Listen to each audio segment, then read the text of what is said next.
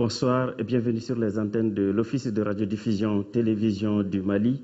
Nous recevons ce soir M. Al-Husseini Abba Maïga, candidat de Panafrique à l'élection présidentielle de 2013. Bonsoir M. Maïga. Bonsoir. M. Maïga, pourquoi êtes-vous candidat à l'élection présidentielle de 2013 et quelles sont vos motivations? 3 motivations principales justifient mon engagement. Premièrement, la mobilisation générale, spontanée et énergique de notre génération qui a décidé de prendre ses responsabilités, qui a décidé de s'assumer et qui m'a choisi comme étant son porte-étendard. Deuxièmement, le fait que ma génération m'ait choisi comme étant son porte-drapeau est la suite logique de mon engagement militant. Depuis que j'ai commencé à m'engager, je n'ai pas chômé. Que ce soit quand j'étais au lycée, au service de l'Association des élèves étudiants du Mali, que ce soit après avoir initié le GRAIN, groupe de réflexion et d'initiatives nouvelles. Depuis que j'ai commencé mon engagement militant, je n'ai pas chômé. Pourquoi je n'ai jamais chômé? Je me suis toujours battu pour des causes que j'estime justes. Parce que tout simplement, j'ai un amour profond pour ce pays. Et toutes les fois où j'ai eu l'occasion de le faire, je me suis engagé au service de causes que j'estime justes. Aujourd'hui, briguer la magistrature suprême, pour moi, c'est avoir l'occasion de donner une autre dimension à mon engagement. C'est de monter en échelle. C'est de me permettre de me consacrer davantage à cette bataille que j'ai toujours menée pour l'épanouissement de l'homme malien, pour le bonheur de l'homme malien. Voilà les principales raisons qui justifient aujourd'hui mon engagement politique et le fait que je sois candidat pour les élections présidentielles du 28 juillet prochain. Alors, quels sont vos axes prioritaires pour sortir notre pays de cette grave situation sociopolitique et économique? Alors, nous avons pensé à 3 axes prioritaires. Premièrement, nous pensons que nous avons besoin de restaurer l'État à travers une refondation de notre armée. Notre armée a besoin d'être équipée, notre armée a besoin d'être formée, notre armée a besoin de renouer avec le moral. Nous allons mettre les dispositions en place pour que notre armée soit une armée capable d'assurer la défense de l'intégrité du territoire, une armée capable d'assurer la souveraineté nationale. Deuxième chose, concernant la restauration de l'État, nous avons pensé que l'administration, la puissance administrative doit être présente sur toute l'étendue du territoire malien. Et deuxième axe prioritaire que nous entendons mettre en œuvre, c'est l'édification d'un tissu économique garantissant les bases d'une économie fiable. Et pour ce faire, nous allons nous attaquer à l'agriculture. L'agriculture, comme chacun le sait, occupe 80% de notre population active. L'agriculture représente à peu près 60% de notre produit intérieur brut. Donc pour nous, cette agriculture doit bénéficier de l'accompagnement des pouvoirs publics. Cette agriculture doit être mécanisée, cette agriculture doit être diversifiée. Il faudrait absolument que notre agriculture s'affranchisse des aléas de la saison. Il faudrait que nous puissions mettre en œuvre une politique nous permettant de valoriser notre immense potentiel hydraulique. Nous avons besoin de l'eau, nous avons besoin de mettre en place un système d'irrigation. Ensuite, parlant toujours des bases de notre économie, nous avons besoin de mettre en place progressivement un tissu industriel. Et parlant du tissu industriel, nous allons penser d'abord à l'agriculture. Il faudrait absolument que l'on mette en place un système nous permettant de créer des industries de transformation de nos produits agricoles. Nous avons besoin de réformer notre secteur minier. Parce que, comme vous le savez, ce secteur constitue aujourd'hui le plus gros pourvoyeur de recettes publiques. Les recettes publiques, comme chacun le sait, au Mali, c'est d'abord les douanes, à hauteur de 333 milliards de francs CFA. C'est ensuite les impôts qui prévoient de mobiliser 513 milliards pour 2013. Et nous savons que les sociétés minières contribuent pour beaucoup à renflouer les caisses de l'État. Donc nous pensons qu'il faut diversifier ce secteur. Il faudrait mettre en place un code minier plus attractif, plus bénéfique à la fois pour l'État malien, aussi pour nos partenaires, pour que nous puissions disposer d'un tissu industriel, parlant du secteur minier, capable non seulement de créer des emplois, mais aussi de créer de la richesse.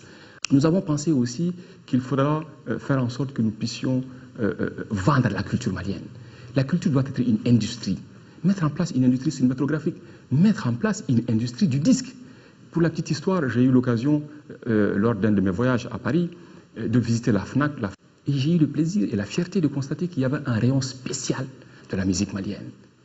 Et je n'ai pas pu m'empêcher de constater qu'à ce niveau-là, vraiment, nos artistes ont besoin d'accompagnement.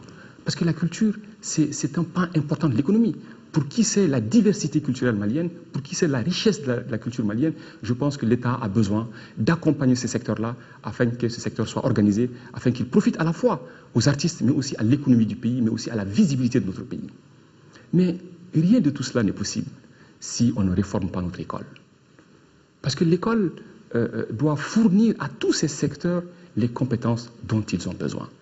Et malheureusement, le constat aujourd'hui que nous faisons est que notre école est incapable de fournir les compétences de qualité dont nous avons besoin. Nous allons aussi, toujours parlant de l'école, faire en sorte que nous puissions décentraliser notre université. Nous allons créer des pôles universitaires de développement par région. Chaque région a ses réalités, chaque région a ses besoins. Donc chaque région doit disposer d'un centre de formation qui réponde aux besoins en termes de cadre de cette zone-là. Monsieur Maïga, envisagez-vous une refonte des textes de base du Mali et comment comptez-vous le faire? Pour mettre un terme à cette cacophonie ambiante, nous avons besoin de réformer nos textes fondamentaux. Et nous proposons à ce niveau 3 grandes réformes. La première, c'est d'aller vers un régime présidentiel. Parce que le président de la République, en principe, est élu sur la base d'un projet. Et j'espère que ce sera le cas pour 2013.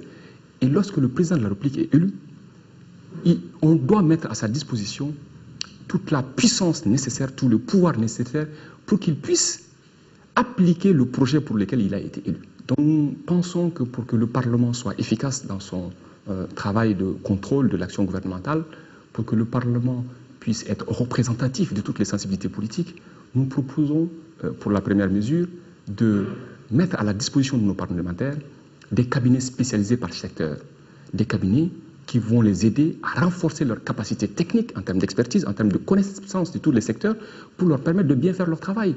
Et ça va permettre à nos parlementaires d'être suffisamment outillés en termes de connaissances techniques, d'être suffisamment outillés en termes de compétences pour exercer leur travail de contrôle sur l'action de l'exécutif. Deuxième chose, c'est d'instaurer un système de proportionnel pour permettre à toutes les sensibilités politiques, pour permettre à toutes les formations politiques d'être représentées au sein de l'Assemblée nationale. Nous pensons que cela va contribuer fortement à l'ancrage de la démocratie dans notre pays et cela va permettre à toutes les sensibilités de s'exprimer. Troisième mesure que nous proposons, c'est de mettre une disposition spéciale dans notre Constitution qualifiant de crime imprescriptible et passible d'excommunion toute tentative de mise en cause de notre intégrité territoriale. Toute personne qui oserait mettre en doute ou en cause notre intégrité territoriale sera considérée comme un criminel. M. Maïga, votre mot de la fin? Mon mot de la fin, c'est 3 mots. Le premier mot sera adressé à nos autorités. Je voudrais d'abord les féliciter pour leur combat quotidien pour un retour rapide à la normalité constitutionnelle.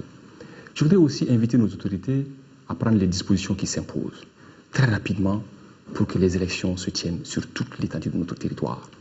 Nous pensons que tous les Maliens, y compris les Maliens de Kidal, ont le droit de pouvoir voter librement.